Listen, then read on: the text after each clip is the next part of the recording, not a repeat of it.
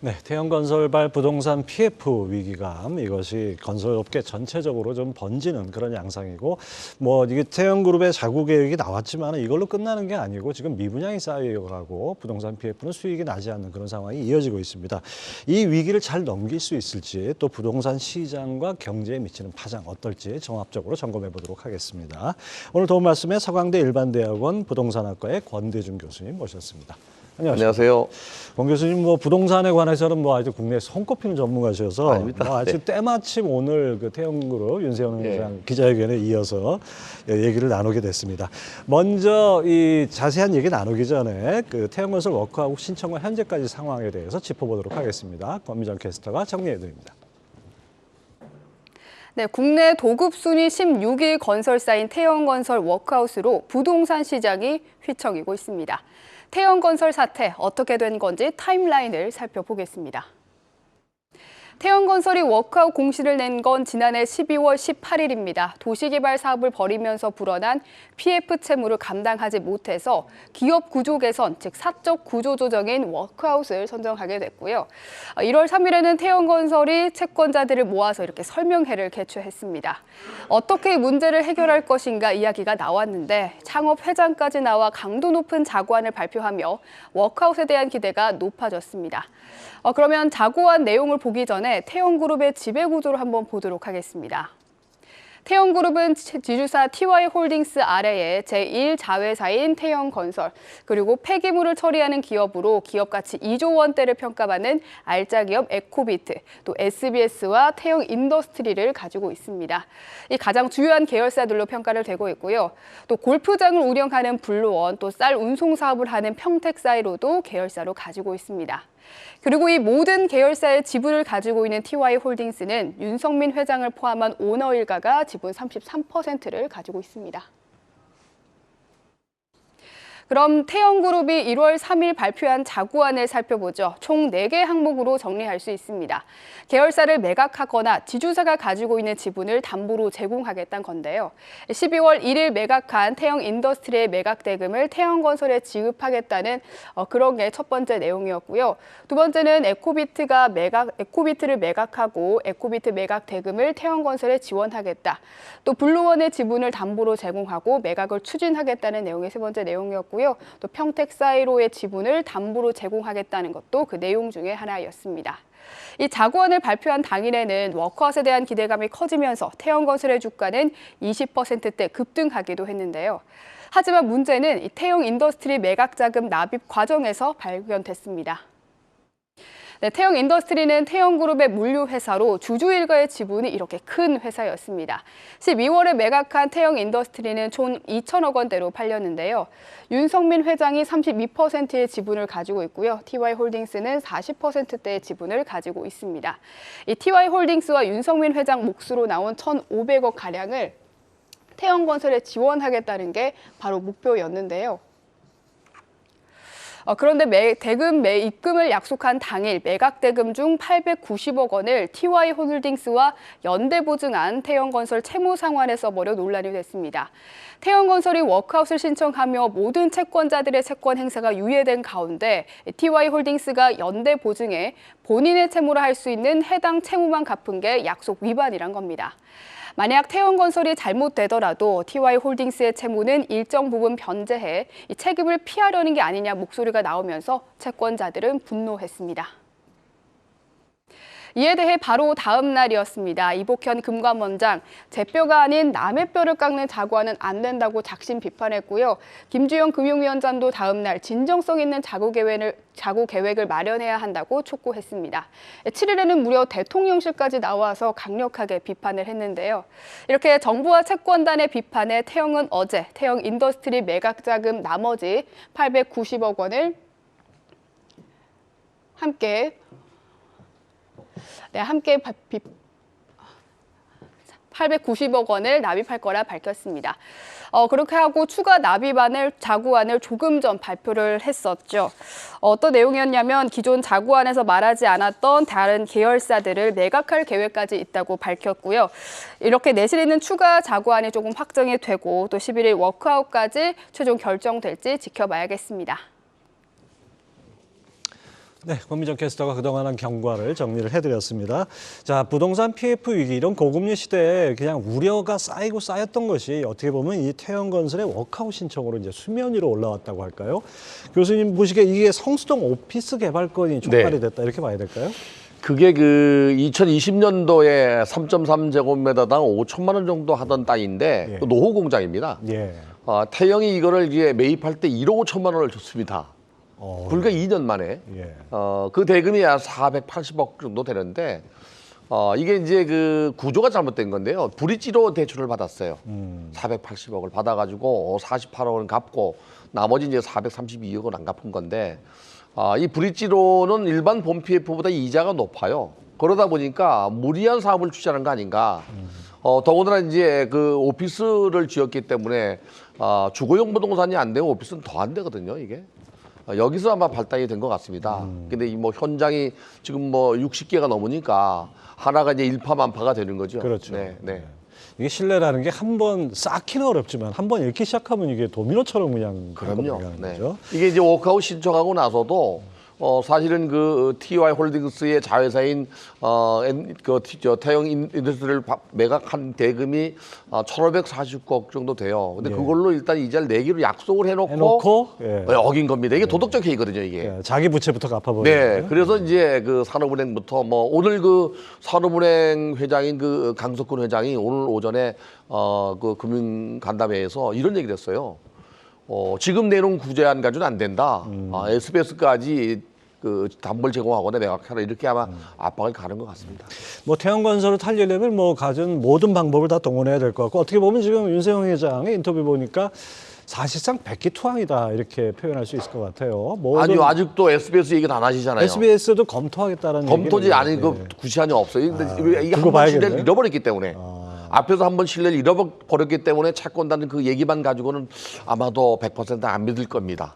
그러니까 말이 아니라 행동으로 보여야 그렇죠, 행동으로 거죠. 보여야 됩니다. 예. 자, 워크아웃 잘 될까요, 그럼? 제가 볼 때는 뭐 개인적으로는요 워크아웃을 갈 것 같아요. 왜 그런가 하면 청와대까지 나서서 정부의 압력도 있지만 만약에 이게 법정 관리로 가게 되면은 정말로 일파만파 그렇죠. 다른 데까지 영향을 줄 수 있습니다. 예를 들면 이런 거죠. 태형건설의 하도업체가 581개입니다. 그 하도업체의 상당수가 지금 현재 지급 보증을 해놨기 때문에 문제는 없다 하지만 그래도 만에 하나 그 하도업체가 태형만 공사하는 게 아니에요. 그렇죠. 만약에 문제가 되면 다른 데도 공사하는 데가 문제가 될 수 있기 때문에 이게 이제 여파가 있을 수 있거든요. 그래서 아마 지금 태형건설한테 계속 지금 뭐 11일 날 회의니까요. 회의 전까지는 계속 압박을 가해서 최대한 그 자구책을 마련하게 만들고요. 그러고 난 다음에는 워크아웃을 가지 않겠나 하는 생각이 듭니다. 이복훈 금감원장 말처럼 자기 뼈를 깎아야지 남의 뼈를 깎는 정책은 네. 곤란하다 이 얘기죠. 자, 이 말씀하신 이 하도급 업체들 참 걱정입니다. 이 엄동설 안에 만약에 법정 관리 들어간다 그러면 정말 이건 치명적일 것 같은데요. 워크아웃도 역시 워크아웃 들어가더라도 협력업체는 좀 타격이 있죠. 그렇죠. 지금 이제 하도업체가 지급 보증이 된 데는 문제가 없는데 그렇지 않은 데가 문제가 되고요. 또 하나는 이제 약 한 19,800세대 정도의 아파트를 짓고 있는데 예. 아까도 그 보도에 나왔지만은 그 중에서 한 그 22개 현장 14,000가구 정도는 문제가 없습니다. 나머지 부분은 이제 문제가 될 수 있고요. 또 하나는 이제 그 도급공사를 준 거 이외에도 지금 신탁사가 하는 거 사업이 한 장이 있고요. 지역 조합이 있습니다. 이 두 개나마 매각으로 갈 것 같고요. LH가 하는 건 큰 문제가 없습니다. 예. 그래서 만약에 워크아웃 간다면 법정 관리보다는 그래도 낫습니다. 그리고 이제 그렇죠. 채권도 한 최대 4개월 정도 유예가 되거든요. 그래서 좀 불필요한 영업 손실이 있거나 이익이 많지 않은 계열사들 전부 정리가 되고 다시 살아날 수 있는 건실한 회사만 키운다 그러면 시간이 좀 걸려도 그렇지 파장은 좀 작을 수 있습니다. 그렇죠. 파국은 막아야 되겠다. 이런 공감대는 뭐 있을 것 같습니다. 자, 그다음에 또 하나는 이제 태형건설이 시공하던 아파트. 여기에 이제 네. 분양받은 분들 걱정들이 또 많으신데요. 그 앞으로 이 사업장들은 어떻게 됩니까? 아까 뭐 14,000가구는 괜찮다고 말씀하셨는데. 그 14,000가구는 이제 주택도시 보증공사에서 보증을 섰습니다. 이게 뭐냐면요. 공동주택에 30가구 이상 분양하는 경우에는 분양 보증서를 끊어야 됩니다. 이게 주택도시 보증공사에서 끊는 건데 예. 그 끊은 경우는 이제 만약에 그 워크아웃 되거나 또는 뭐 디폴트 나서 건물을 짓지 못하게 되면 주인이 바뀌어서 들어갈 수도 있지만 소분양자가 원할 경우에는 들어간 돈을 다시 환급해 줍니다. 그래서 보험을 가입한 거거든요. 그래서 14,000가구 정도는 문제가 없고요. 나머지 부분은 아직 가입 안 한 것들은 미분양됐거나 아직 분양 안 한데 또 분양했더라도 규모가 작은 건 문제가 될 수 있죠. 그렇죠. 네. 자, 이제 뭐 이뿐만이 아니라 이제 태형건설 워크아웃 들어가서 뭔가 좀 회생을 모색하더라도 이것이 끝나는 것이 아닙니다. 어떻게 보면 시작이라고 할 수 있는데요.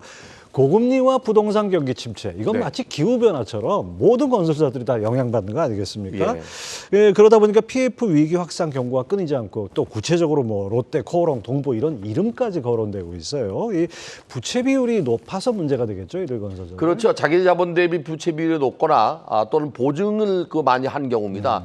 근데 우리나라 이제 건설 시장의 그 구조적인 문제점이 이제 예전에는 IMF 이전에 옛날 우리 98년도 이전에는 건설사가 땅을 매입해서 건물을 짓고 분양을 했죠. 아니면은 뭐 도급공사를 받아서 했는데 중간에 시행사라는 건축주가 하나 들어가게 됐습니다. 그러다 보니까 거기 마진도 줘야 되고 건설 마진도 먹다 보니까 분양 원가도 올라가게 되고. 근데 문제는 이제 그 분양 원가 올라가는 이유는 고금리도 있지만은 고유가의 환율도 문제가 됩니다. 그렇죠. 철강이나 또는 비철금속이나 목재는 전부 수입하잖아요. 여기에 이제 물가가 올라가다 보니까 편승 상승이 돼버린 거예요. 인건비가 더 안 올라도 되는데 같이 또 올려버리고. 그래서 전반적으로 악순환이 이제 지속된 거죠. 또 특히 이제 고금리가 2021년도 8월부터 오르기 시작했는데요. 지난해 1월까지 10번 올렸지 않습니까? 그래서 0.5% 기준금리가 3.5까지 갔는데 금년도 상반기까지는 이렇게 지속될 가능성이 있다면 건설사들은 아마 굉장히 압박을 받을 것 같아요. 특히 이제 브릿지론으로 대출을 받은 것은 본 PF 가기 전에는 이자가 높기 때문에 아마 이 태양 말고도 중소건설사들은 이 경영난이 어려울 수 있습니다. 아주 대표적인 예가 이제 신세계건설 같은 경우는 지금 그 부채 비율이 467%나 됩니다. 아이고, 예. 지금 그 여의도가에서 떨고 있는 롯데는 그나마도 250%니까 괜찮습니다. 그런데 신세계건설 같은 경우는 이제 자본 대비 부채 비율도 높지만 또 PF 부담도 높아요. 그래서 건설사의 구조적인 문제점이 시행사가 에쿼티가 한 30%면 나머지 70%를 대출로 끌고 오잖아요. 예. 이때 이제 책임준공 내지는 뭐 이렇게 PF 보증을 건설사가 씁니다. 이게 전부 이제 잘못됐을 때는 또 앉게 돼서 그래서 이번에 태영이 그 PF 보증 쓴 게 3조 2천억이나 됩니다. 네. 뭐 태형만 많은 게 아니라 다른 건설사들도 지금 상당히 많은 걸로 지금 저 그래프상으로 나옵니다. 네. 예. 이거 보면은 역시 이게 하나가 잘 굴러갈 때는 못 느끼다가 그럼요. 어디 하나가 삐끗하면은 이게 연쇄적으로 문제가 될 수 있는 거네요. 자, 부채 비율도 비율이지만은 이 연쇄 워크아웃 우려가 나오는 배경이 2월 만기 회사채 이게 규모가 만만치 않다고 1조 원이 넘는다고요? 1조 한 2천억이 넘습니다. 네. 근데 이게 이제 태형만 해도 지난해 말까지 갚아야 될 PF 보증금액 상환액이 3,900억이었습니다. 근데 올해 상반기에 갚아야 될 게 4,300억입니다. 더 크네요. 네. 총액이 뭐 아까 제가 말씀드린 대로 3조 2천억이니까. 근데 이 그 태형만 들었는데 다른 건설사들도 보증 쓴 것들이 상당히 많죠. 이거는 이제 지난 그 문재인 정부 하반기부터 부동산 가격이 올랐잖아요. 이때부터 너도나도 뛰어들어서 이제 그 아파트를 짓고 공동택을 지면서 보증을 쓴 게 이렇게 많아진 겁니다. 이게 이제 금리가 올라가면서 고금리에 견디지 못해서 문제가 발생하는 거죠. 예, 그렇죠. 자, 그다음에 이제 신용평가사들이 건설사 신용등급을 낮추고 있어요. 네. 신용등급이 낮아진다는 얘기는 회사채 상환도 상환이지만은 금리 올라가고 그다음에 발행이 점점 더 어려워지는. 이게 악순환입니다. 뭐냐면요. 악순환이죠, 완전히. 신용등급이 뭐 더블A나 트리플A에서 트리플 B까지만 떨어지게 되면 지금 그 태양이 그 이하로 떨어졌잖아요. 네. 떨어지게 되면 떨어진 것만큼 대출을 받은 걸 상환하는 게 늘어납니다.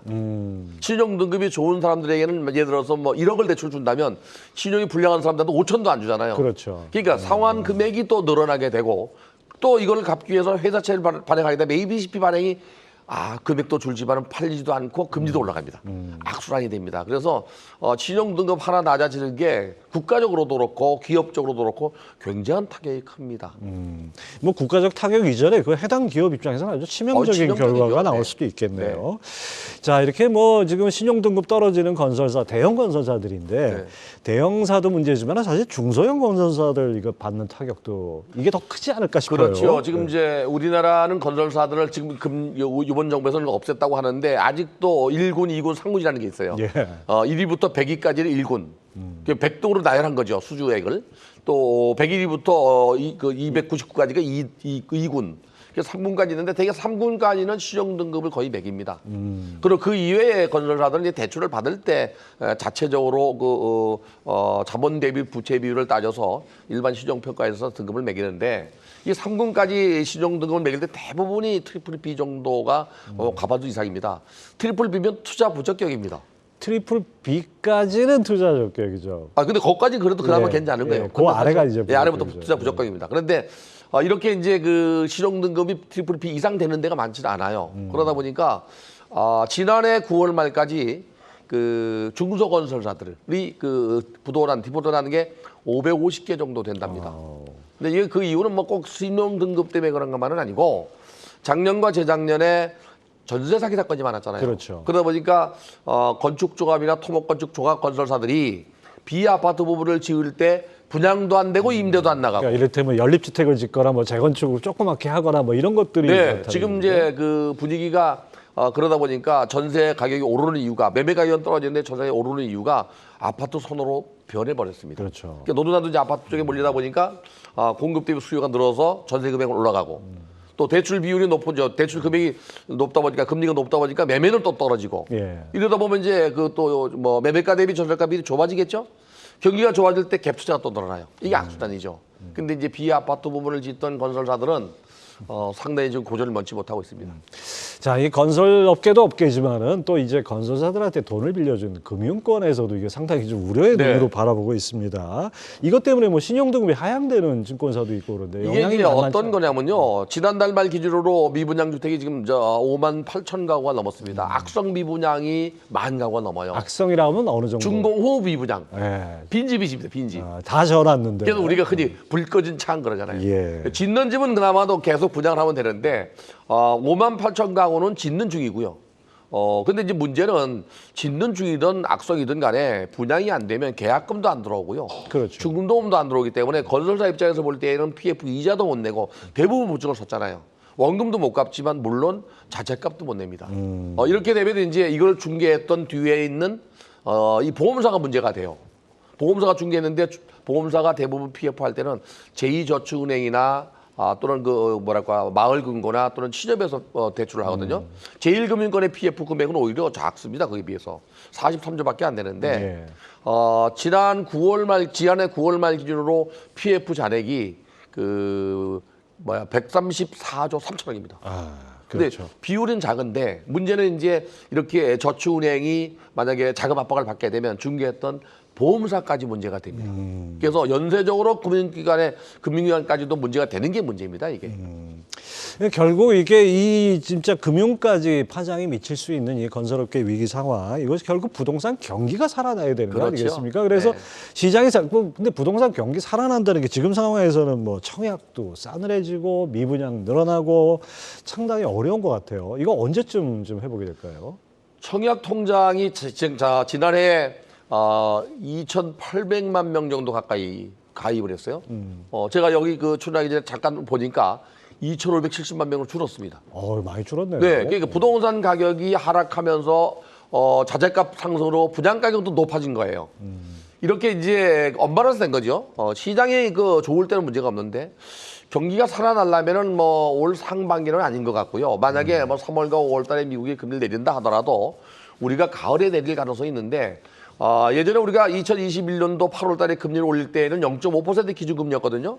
이게 지금 3.5% 아닙니까? 예. 근데 만약에 내린다 하더라도 0.25는 0.5지 0.5로 내려가지 않습니다. 그렇게 다시 가기는 어렵죠. 그러니까 이제. 고금리가 당분간 지속된다고 봐야 돼요. 아무리 내려와도 0.5나 1이라면 1% 내린다 하더라도 중금리 이상이기 때문에 예. 이 금리가 고금리가 지속되는 한 시장이 살아나긴 쉽지 않을 것 같고요. 또 대외 무역도 지난해 6월부터 흑자로 돌아섰지만 불황형 흑자입니다. 지속적으로 좀 수입이 줄기 때문에 소비가 위축된 거거든요. 그러면 역시 부동산 시장에도 위축될 수밖에 없습니다. 그러니까 교수님은 뭐 이게 부동산 계속 지켜봐 오셨으니까 사실 우리 내수 경기에 이 부동산이 미치는 영향이 엄청나게 크죠. 그럼요. 네. 지금 뭐 중국은 그 경제 성장률의 25%가 부동산을 차지합니다. 예. 우리나라는 부동산 시장이 건설 시장이 그 GDP 성장률의 한 15% 이하, 10%에서 한 12, 3% 영향을 주지만은 그래도 이게 부동산 가격이 오르면 소비가 촉진되고 그렇죠. 가격이 내리면 예. 소비가 위축됩니다. 예. 이게 아마 심적인 요인인 것 같아요. 예. 네. 뭐 주가도 마찬가지입니다. 주가 오를 때 상대적으로 소비가 늘어나는 것처럼. 자, 이게 어쨌든 간에 금융당국에서 자기 책임을 강조하면서 이 부실 PF에 대해서는 정리하겠다는 의지가 아주 강한데요. 이 부동산 PF 위기, 이제는 수면으로 올라왔습니다. 네. 이것이 경제 위기로 번지지 않게 하려면 어떤 대책이 필요할까요? 우선은 뭐 지난해 9월 26일 날 정부가 그 PF 대책을 발표했죠. 허구를 통해서 또 주택금융공사를 통해서 15조 정도 보증한 걸 25조로 늘렸습니다. 그리고 비아파트 부분도 3조에서 6조로 늘렸습니다. 이거 가지고는 안 됩니다. 예. 두 가지 제가 제안하고 싶은 거는 첫째는 구조적인 문제를 좀 더 개선해야 된다. 아까 제가 말씀드린 대로 시행사라고 하는 중간 매개차가 없어져야 돼요. 그래야 이 건설사의 마진도 높아지고 분양가도 낮춰지기 그야말로 때문에 자기 책임이 되는 거죠. 네, 이거는 정부가 좀 나서서 구조해야 될 것 같고요. 또 지금 현재 그 진현환 차관께서 지금 전수조사 하고 있는 걸로 알고 있어요. 대책반에서 위원장을 맡고 조사해서 건실한 그 현장과 건실한 회사는 PF 여력을 좀 더 열어주고 소위 말하는 브릿지론을 대출하고 난 다음에 본 PF가 안 돼서 문제가 되는 거거든요. 지금 이 본 PF를 열어줘야 됩니다. 열어주고 그다음에 부실한 현장들은 과감하게 정리해야 됩니다. 이참에. 그래서 건설사나 현장이나 정리해서 새로운 건설 시장 환경 변화를 만들어야 된다고 보고 마지막 한 가지는 이제 여파가 줄어들 수 있도록 하도급이나 제대도급 내려가는 모든 그 하도급자에게는 당연하게 그냥 의무적으로 보증보험 가입을 해서 원청업자가 부도가 나더라도 돈을 받을 수 있는 제도를 만들어야 됩니다. 그래야 일파만파가 없을 수 있습니다. 예, 아무튼 이게 주기적으로 부동산 경기에 따라서 건설 산업 상당히 좀 여러 가지로 위축되는 문제가 생기는데 잘 정리됐으면 합니다. 지금까지 서강대 부동산학과 권대중 교수님 함께했습니다. 감사합니다. 감사합니다. 네, 계속해서 전화 연결해서 한번 이 시장에서는 어떻게 보는지 한번 알아보도록 하겠습니다. 워낙 이 부동산 경기 침체가 살아나지 않고 부실 PF까지 문제가 되니까 건설주에 대한 투자 기피 심리도 여전해진 것 같습니다. 현대차증권의 신동현 연구원 전화 연결해 보겠습니다. 안녕하십니까? 네, 안녕하십니까. 예. 신동현입니다. 예, 태형건설 워크아웃 신청 상황, 건설업계 전반으로 이제 PF발 위기 가능성, 뭐 이런 우려들이 퍼지고 있는데요. 현재 상황 어떻게 판단하고 계십니까? 태형건설 정도 되는 큰 규모의 건설사가 결국에 워크아웃을 신청하면서 건설주에 대한 투자 심리는 계속 악화된 모습을 보이고 있고 또 이런 흐름은 적어도 올해 상반기까지는 지속될 거라고 보고 있습니다. 다만 태형건설의 경우에는 지금 주택사업에 대한 불확실성이 아직까지 큰 상황인데 다른 건설사들과는 달리 리스크가 큰 자체 개발 사업 또는 에쿼티를 태우는 사업의 비중을 유독 높게 가져가고 있었습니다. 그게 지금의 위기를 불러일으킨 가장 큰 요인이라고 보고 있고요. 그만큼 철저히 개별적인 이슈라고 볼 수도 있는 거죠. 또 건설업종이 이제 다른 제조업처럼 뭐 건설사들끼리 하나의 밸류 체인으로 엮여 있거나 한 게 아니기 때문에 당장 타 건설사들이 받을 직접적인 영향은 좀 제한적일 수 있습니다. 물론 이제 향후에 사업비 조달 자체가 어려워진다거나 금융 비용이 상승하는 것과 같은 간접적인 영향은 분명히 있을 거고요. 사업비 차환에 관련된 리스크는 중소형 건설사에게 보다 좀 더 크게 다가올 수 있을 거라고 예상을 하고 있습니다. 예. 2022년 하반기에 그 레고랜드 사태 이후에 뭔가 이렇게 시장의 어떤 신용에 대한 그런 뭔가 다시 한번 들여다보는 이런 문제가 생겼는데요. 어쨌든 간에 PF 위기가 수면 위로 올라와서 뭐 건설주 상당히 좀 애로사항이 있지만은 오히려 거꾸로 증권가에서는 불확실성이 해소되는 과정이다. 그래서 오히려 저가 매수 기회로 삼을 수 있다. 이런 의견도 있습니다. 이거 어떻게 보십니까? 물론 지난 22년 말에 레고랜드발 PF 사태가 처음 발발한 이후에 일시적으로 건설업종이 좀 안 좋았다가 반등하는 건설주도 분명히 발견되기는 했었습니다. 다만 이런 흐름이 계속해서 지속되지는 못했었고 지금 상황에서도 건설주가 다시 금방 반등을 할 수 있다 또는 그런 종목을 쉽게 찾아낼 수 있다라고 말씀드리기는 어렵다고 보고 있고요. 왜냐하면 부동산 PF 위기의 가장 근본적인 원인은 아직까지 주택 수요가 회복되지 못했다는 점입니다. 주택의 수요가 회복이 되기 전까지는 주택 사업에서 사업성을 확보하기 어려울 수밖에 없고 그런 PF 대출을 내줘야 하는 금융권 입장에서는 더더욱 보수적이어질 수밖에 없는 겁니다. 또 더군다나 지금과 같이 이런 대형 건설사들의 경우에도 쉽지 않다라는 게 하나둘씩 드러나고 있는 상황에서는 더더욱 금융권에서는 PF 익스포저를 조절할 수밖에 없는 거죠.